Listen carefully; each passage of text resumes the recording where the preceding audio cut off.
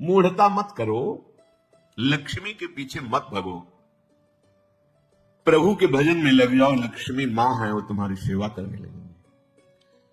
प्रायः सब लक्ष्मी पति बनना चाहते हैं। ध्यान से देखो, लक्ष्मी के स्वामी धनाभिमानी कभी नहीं बन सकते। लक्ष्मी जी ने किसी का वर्ण ही नहीं किया। जब समुद्र से प्रकट हुई तो सब विराजमान थे। लक्ष्मी जी ने उनका वर्ण किया जो लक्ष्मी जी की तरफ देख भी नहीं रहे थे, श्री भगवान का। लक्ष्मी मां है, जगत माता है। मूढ़ता इसीलिए कहा है, पुत्र विमूढ़ सिरे, ए विमूढ़, मूढ़ता छोड़। मां को तू कैसी भावना से देख रहा है? सब लक्ष्मीपति बनना चाहते हैं। अरे लक्ष्मीपति वो तो केवल श्रीहरि है। दूसरा, लक्ष्मी के स्वामी केवल भगवान श्रीहरि है। भगवान के ना चाहने पर भी उन्होंने भगवान का ही वर्ण किया। आप दासत्व स्वीकार करके प्रभु का जब भजन करेंगे तो लक्ष्मी मां है, आप उनके पुत्र हैं, वो भरपूर आपको जो कुछ चाहिए वो सब दे देंगे। बात मानो, समझो। मायापति है श्री कृष्ण, वो आप मायापति बनना चाहते हैं, थप्पड़ मारेंगे, गलत दृष्टि रखता है। हम सब आकांक्षा करते हैं कि लक्ष्मीपति बने। देखो अंदर से देखो, किसी को भाव आता है कि लक्ष्मी तो प्रभु की प्रिया है, प्रभु की प्रिय है, पत्नी है। अगर हम प्रभु का भजन करेंगे तो माता हम पर कृपा करेंगे, पर हम माता नहीं मानते और जानते हैं कि माता की तरह भरण पोषण लक्ष्मी जी के ही द्वारा होना है, उन्हीं का वैभव। तो आप स्वामी मत बनिए, मूढ़ता त्यागिए। अगर आप लक्ष्मी के पीछे भागते हैं स्वामी बनने के लिए तो दंड ही मिलेगा।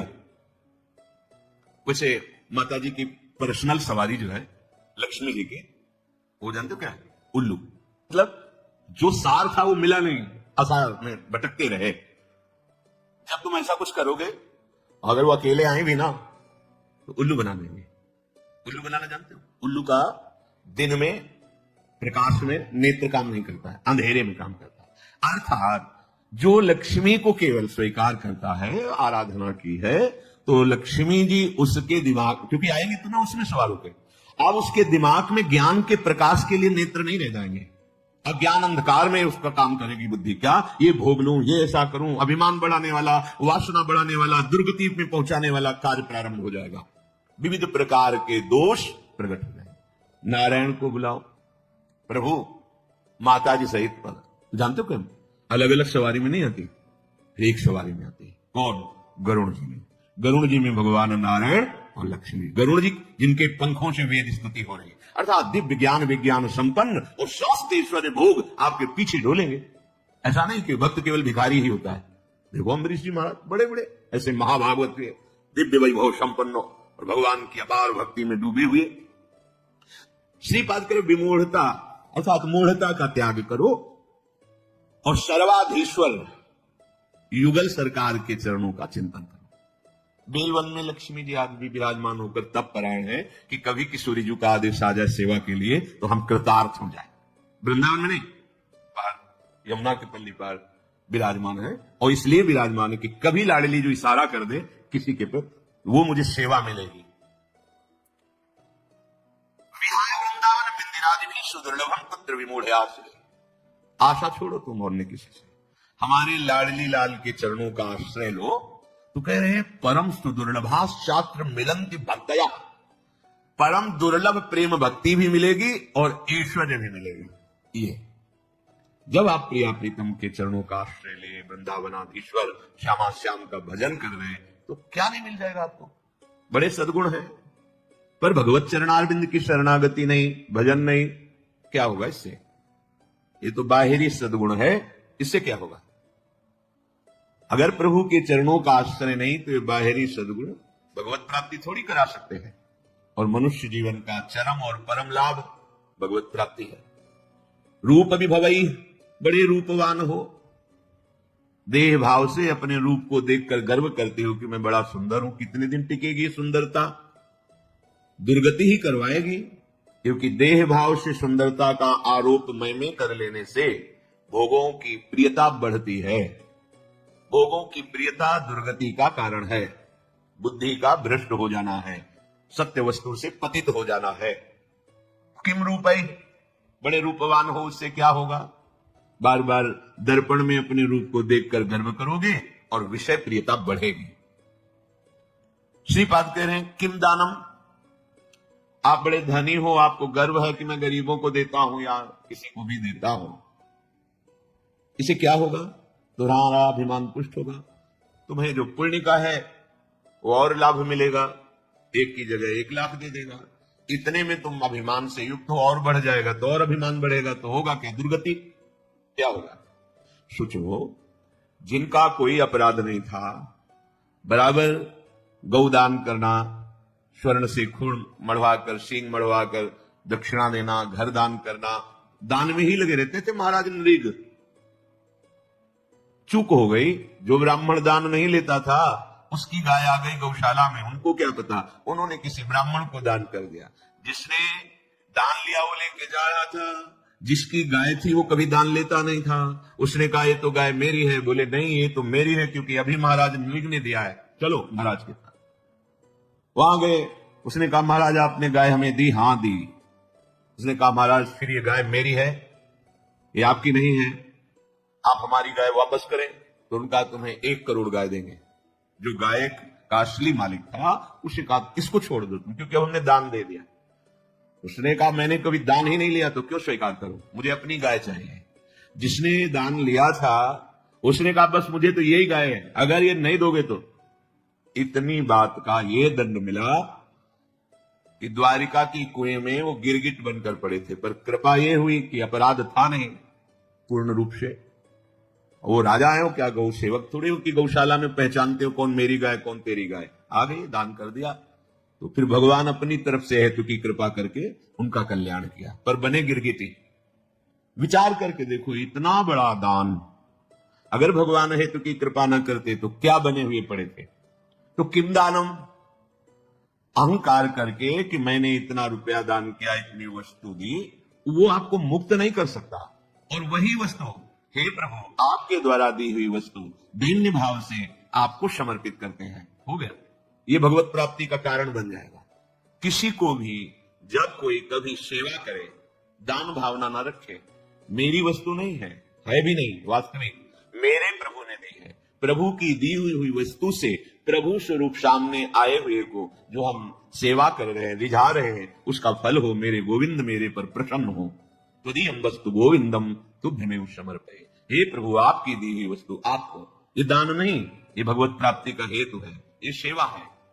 किम दानम, बहुत दानाभिमान है, दान करते हो, 1 की जगह लाख दे देगा। मेरा मालिक महालक्ष्मीपति है, महाऐश्वर्यवान है, महान विभूतियां उनके चरणों की आराधना करती रहती हैं। श्रीपाद कह रहे हैं यज्ञ आदि भी बड़ी बड़ी यज्ञ करते हो, पर भगवान की शरण में हो करके उनकी भक्ति का भाव नहीं, तो क्या होगा यज्ञ से? देखो यहाँ के ब्राह्मण मथुरा के यज्ञ कर रहे थे, भगवान ने अपने सखाओं से कहा जाओ तुम्हें भूख लगी है तो उनसे मांग लो, जाकर कह दो श्री कृष्ण बलराम आज इधर गौवें चराते हुए आए हैं, हमें थोड़ा सा भोजन दे दो। गए, साष्टांग प्रणाम किया और कहा हे विप्रो, भगवान श्री कृष्ण बलराम जी पधारे हैं सखाओं के साथ, उनको भूख लगी, थोड़ा सा भात दे दो, अन्न दे दो। उन्होंने अनसुनी कर दी। वो गए, बोले प्रभु देने की तो बात जाने दो, बोले ही नहीं, देखे ही नहीं। बोले तो उनकी पत्नियों के पास जाओ। होगा प्रभु जब पति ऐसे निष्ठुर है तो पत्नियां कैसे दे सकती? बोले नहीं, वो मेरी बड़ी भक्ता है, क्योंकि मेरी चर्चा सुनती रहती है। वृंदावन की मालिनी पुष्प लेकर दूना में और घर में देती थी मथुरा में जाके, और रोज चर्चा। आज लालू महाराज ऐसी पोशाक पहने, आज ऐसी लीला की, आज बकासुर मारा, अगर ऐसी वो लीला सुन सुनकर आसक्त चित्त हो गई थी। कब ऐसा सौभाग्य होगा कि प्रभु मुझे दर्शन दे। भी सुना प्रभु भूखे हैं, सुंदर भोग बनाकर ठाकुर जी के लिए चल पड़ी, रोकने पर भी ना रुकी। एक महान यज्ञ करने वाले भगवान की अवहेलना कर रहे, स्वयं यज्ञ भोक्ता भगवान उनसे भोग मांग रहे कि ले आओ, भूख लगी है, और वो यज्ञ क्या इन ग्वालों को देना, ये बात उनके मन। तो यज्ञ का फल क्या हुआ? यज्ञ का फल है प्रभु को तुष्ट कर लेना, प्रभु को प्रसन्न कर लेना। क्या मिला यज्ञ आदि की? अगर भगवान की शरणागति नहीं, भगवान की भक्ति नहीं, तो यज्ञ से क्या होगा? श्रीपाद कह रहे किम विख्यात सतैह, तुम्हारा शास्त्रों लोग, सैकड़ों लोग, लाखों लोग यश गान करते हैं, बड़े प्रतापी हो, बड़ी महिमा है, बड़े पदवान हो। कितने दिन टिकेगा ये पद? कितने दिन तुम्हारा शरीर टिकेगा? परिवर्तनशील संसार है, छूटेगा पद, शरीर भी छूटेगा और लोगों की बुद्धि भी परिवर्तित हो जाएगी। बराबर यश बना ही नहीं रहता, ये माइक है, ये सत्य सच्चिदानंद नहीं है, वाह वाही 4 दिन की चांदनी है, इसका कोई महत्व नहीं। जो इसके महत्व में फंस गया वो भगवत महत्व को खो देता है। श्रीपाद कह रहे क्या होगा तुम्हारा? बहुत लोग यश करेंगे और तुम उसको सुनोगे, अहंकार पुष्ट होगा। होगा क्या इससे? श्रीपाद कह रहे किमुग्र तपस्या किम, बहुत तुमने उग्र तपस्या की और भगवान के चरणों की भक्ति नहीं तो क्या? देखो हिरण्यकश्यप ने ऐसी उग्र तपस्या की कि ब्रह्मा जी को आश्चर्य हो गया। दिव्य दृष्टि से देखा तब दिखाई पड़ा कि जहां वो तपस्या कर रहा था वहां दीमक का पिंड हो गया, उसके ऊपर कुछ घास आस जग गई थी, हिरण्यकश्यप दिखाई नहीं दे रहा था। कमंडल का दिव्य जल डाला तब वो प्रकाशित हुआ। ऐसी उग्र तपस्या करने वाला भगवत विरोधी क्या हुआ? बड़े बड़े महर्षि जन तपस्या के द्वारा जिन प्रभु के चरणारविंद का दासत्व प्राप्त करना चाहते हैं, वो तपस्या सार्थक हुई, केवल तप का अभिमान बढ़ा, तो ऐसी उग्र तपस्या से में क्या? देखो कोई अपराध अम्बरीश जी ने नहीं किया, तपस्या का थोड़ा सा भाव होने के कारण कि मैं महान तपस्वी, कृत्या पैदा कर दी। ऐसे निर्मल भक्त को दंड देने के लिए उतावले हो गए दुर्वासा जी। परिणाम सब सुनते हैं, क्या होगा? श्रीपाद कह रहे न्यास योगादि भी बहुत आपको ज्ञान है, करन्यास न्यास योग, लेकिन प्रभु के चरणों में प्रेम नहीं तो क्या? 1400 वर्ष अपनी मृत्यु पर विजय प्राप्त करके योग के द्वारा जीवित थे। चांद बड़ा प्रभाव, सिंह पर बैठकर सांप की चाबुक लेकर ज्ञानदेव जी महाराज को अपना प्रभाव दिखाना चाहते थे। क्या हुआ? एक भगवत प्रेमी महात्मा के सामने सब योग सिद्धि निष्फल हुई, शरणागत हुए, शिष्य बने कि अभी तक तो मेरा जीवन व्यर्थ ही गया। योग का प्रभाव है प्रभु के प्रेम में डूब जाना, प्रभु के चिंतन में डूब जाना। योग की सार्थकता है आत्मस्वरूप, परमात्मा स्वरूप, भगवत चरणारविंद की प्रीति होना। कोई भगवान शंकर से भी बढ़कर योगी है क्या? 88,000 वर्ष की समाधि एक बार में लगती है। शंकर सहज स्वरूप समारा, लाद समाधि अखंड पारा। ऐसे योगिंद्रों मुनिंद्रों के गुरु देवाधिदेव महादेव जिनके चरित्र का गायन करते हैं, जिनके चरणामृत को अपने मस्तक पर धारण करते हैं, जिनका नाम, जिनकी लीला भूमियों में विचरण करते हैं, लीला चरित्र में आसक्त हैं, यह है योग का फल। श्रीपाद कह रहे किम तत्वानुभवेन, यदि आप भजन परायण नहीं हैं तो आपका तत्व ज्ञान भी किस काम का? देखो ये बहुत सूक्ष्म विषय, क्योंकि तत्वज्ञानी महापुरुष है, ऐसा नहीं कि इनको तत्व का ज्ञान नहीं। परम तत्वज्ञानी सनकादि हरिशरणम, जब तक आप समझोगे नहीं तब तक तर्क उठ जाएगा। कोई भी महात्मा अभी तक जहां दर्शन हुआ सब भगवान नाम उच्चारण करने वाले। ओम भी तो हमारे भगवान का नाम है। सन्यासी जन जब परस्पर मिलते हैं तो ओम हरि, ओम हरि, स्वामी जी ओम हरि, ये क्या है? हमारे भगवान का ही नाम प्रणव ओम है, उन्हीं का नाम हरि है। और जब किसी भी वीतराग सन्यासी को प्रणाम किया जाता है तो शिक्षा दी जाती है कि ये उच्चारण करके प्रणाम करो, ओम नमो नारायणाय। तो कहते हैं नारायणाय नारायणाय, भाव ये हे प्रणव स्वरूप नारायण हम आपको नमस्कार करते हैं। तो कहते हैं नारायणाय नारायणाय, अर्थात तुम ही नारायण ही हो, अपने स्वरूप को नहीं समझ रहे हो। नारायण नारायण नारायण, वो भी उच्चारण करते हैं, नाम उच्चारण। कोई ऐसा आज तक नहीं मिला जो नाम रहित सिद्ध हुआ हो। नाम जप नहीं है और वो सिद्ध हुआ, ऐसा कोई नहीं देखा। पास में ही बड़े महापुरुष थे, जब उनको प्रणाम करते ज्ञानी महापुरुष, सच्चिदानंद भगवान की जय, ये बोलते सच्चिदानंद भगवान की जय।